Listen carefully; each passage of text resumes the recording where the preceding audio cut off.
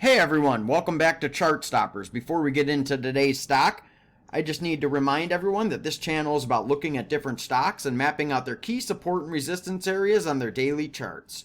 Also, we will be identifying any trends a stock is in and any key technical patterns we can find on the charts. Don't forget that this channel is for educational purposes only, and I'm not advocating to buy or sell any of the securities talked about on this channel. But I am here to point out key factors on the charts that do impact the price action of a stock. Also, I provided a link in the description for Webull. You could use it to start an account and you'll get 2 free stocks. Also, don't forget, we will be doing 3 videos per week on 3 different stocks. So if you have a recommendation for a video, leave a comment below and I will try to get to it. And don't forget to subscribe to the channel and have your notifications on so you don't miss out on any new content here. Okay, so let's get into the market today. Today is November 18th, 2021. It is Thursday, and you can see here the S&P 500 finished the day up 0.34%. The Dow finished down 0.14%, and the NASDAQ finished the day up almost 0.5%. So a mixed day in the market today, and let's hope tomorrow is a green day for everyone. We have option expiring tomorrow. So hopefully everyone has a green day tomorrow and we finish the week on a good note. And hopefully next week is the start of a new week and everyone has a good week next week. So let's get into the stock I wanted to take a look at. I had a request from a viewer to go over Freeport McMoran. On the day, Freeport McMoran currently is trading at $38.65. It was down 8 cents on the day, or the equivalent of about 0.21%. It is down 14 cents after hours, or the equivalent of about 0.36%. In the past week, this stock is down a little under 5% at 4.93%. And in the past month, the stock is pretty much flat. It is up 0.73%. In the past 3 months, this stock has been on a pretty good run, up 13.21%. And in the past year, this stock is up 84.05%. So it's on a very nice run here. You could see from the chart that this stock is looking good on the chart here. It's on a nice uptrend, and you like to see a chart like this here. Very nice slow uptrend, and going into a nice little bull flag we have up here, into some consolidation up here, starting from around December of last year. Up until now, we have a little bit of consolidation. You could see the nice run coming from around a low of $4.83, which was around March of last year. That was around the lows of COVID, and it was just on a steady uptrend here. You could draw a nice trend line, and it just followed that trend line straight up. So around $5 here, went from $5 on a nice little uptrend, no huge dips in there. All the way to around $25, and then it shot right up, hit a 52-week high of $46.10, and then you had a big dip in the stock starting around this was in May here. Around the start of May, after hitting that 52-week high, we did have a big dip. Okay, we got caught in this downtrend here, which I have marked down on the chart. We got stuck hitting these lower highs and lower lows here. So from May to around October, we were stuck in that downtrend. So we went from that all-time high of $46.10, and we ended up consolidating and going lower here all the way down to around $30, which is where we finally reached a base. So that's where the stock reached support, and that's where buyers finally came in and said enough is enough, and the stock was too cheap at that point, and they came in and bought it up. So after that, that's where the support came in, and the stock got bought up at $30. So that's where we reached our base, and we were able to reverse from there. Okay, now you could see on my chart I do have a resistance point, and zooming in here, when the stock did reverse, we did break out of this downtrend, and you could see from my trend line here we had a descending triangle pattern. Coming from that all-time high, we were making those lower highs and lower lows into our support. So we had our support here at $30. We were making those lower highs going into that support line. So the stock was going to have to make a decision. It was either going to break that support and go lower and possibly end up down here, or it was going to have to reverse and head higher. And ultimately it did reverse, and it headed higher, broke out of this downtrend here, which I have marked on the chart with that red line, and we have headed higher. We ran into a little bit of resistance around this $39 mark, okay? And it was really at $39.22, which was the resistance point. Looking at our chart, you could see on the way up to those all-time highs, we had trouble at that point in the past. Right around here, which was in February earlier this year, we got rejected off of that point one other time. Right in here, which was in April of earlier this year, we also got rejected off of that exact point at $39.22.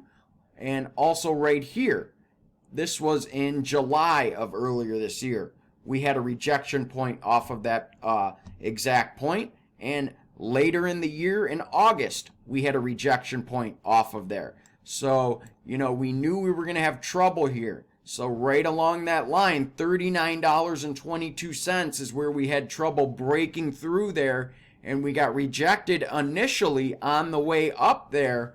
It took a little bit of consolidation and some buyers to build up right here until we ultimately broke through here just a couple days ago, but then we fell back under here just yesterday and today. So now we are back below here after yesterday and today, after the sell-off we have seen in the market and in this stock. So now we're stuck below here again, but we are still maintaining this uptrend we have seen since the reversal here.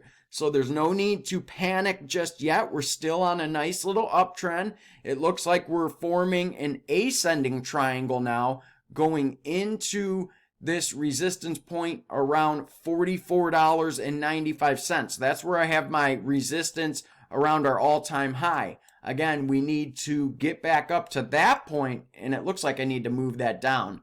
It's going to be actually at $44.80. That's where we need to get back up to. We need to see a candle close above there and hold if we want to move to see a new all-time high, because we've been above there intraday, but we've never been able to close above that point, okay? We've reached $46.10 as an all-time high, but we've never been able to close above $44.80 on the daily chart. So that's the point we need to get back up to, $44.80, if we want to see this stock make new all-time highs. So it looks like what the stock is doing right now is consolidating, and we're stuck back below that resistance point, that key area on our chart of $39.22 again, which we thought we broke through just a couple days ago last week. But now we are stuck back below there with this recent sell-off. So we have some more work to do. You could see it looked like we were going to break our trend today, but the buyers stepped in again, came back up and bought this dip right here. You could see with the hammer candle, looked like it was going to break our trend line, but we got bought up and we're right below our resistance line. So we need to get back above there tomorrow, or hopefully early next week.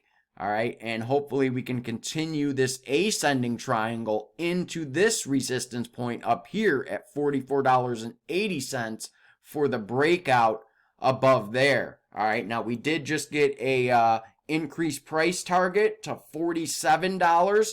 All right, so that was a good news. That was good news that came out earlier today, or earlier in the week.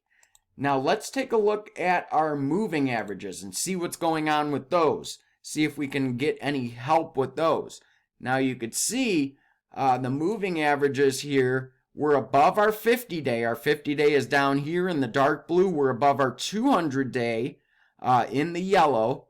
And we did close above our 21-day today. We did dip below there intraday, but we did have a close above there here in the light blue. That looks like it's been supporting us on this rally as we've been going. And our 8-day, we did not close above in the white. Now, the thing I want to point out is it looks like we might have a golden cross coming up soon where the 50-day here is going to cross above the 200-day. And that is a bullish sign also. Usually on the daily chart, when the 50-day crosses above the 200-day, that's usually a bullish indicator that the stock is going to make a move higher. Now, it's not always, 100%, but usually that indicates that the stock is going to make a move higher. So we'll keep an eye on that for the 50-day to cross above that 200-day. Since they are so close together, you could see here when it did cross below there, that's usually a bearish indicator. And you saw the stock did dip after that, but not much here. So let's take a look at our weekly chart, see what we could find there with the moving averages. And you could see our 8-period moving average on our weekly chart has been acting as support here in the white through this rally that we've been on. Our 50-period in the blue here also acting as support, and our 21-period is acting as support. So no real resistance ahead from our moving averages on our weekly chart.